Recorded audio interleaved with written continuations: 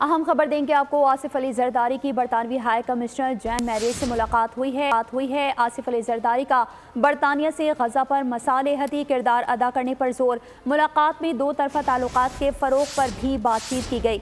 आसिफ अली जरदारी का David Cameroon के वज़ीर ख़ारजा बनने पर नेक तमन्नाओं का भी इजहार।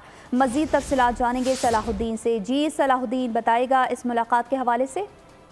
हाँ जी बिल्कुल। पाकिस्तान पीपल्स पार्टी पार्लियामेंटेरियन के सदर आसिफ अली जरदारी की बरतानवी हाई कमिश्नर जेन मेरिट से मुलाकात हुई है और इस सिलसिले में साबिक सदर आसिफ अली जरदारी ने जो है शाह चार्ल्स के जन्मदिन के हवाले से भी इजहार मसरत का पैगाम उनको दिया है।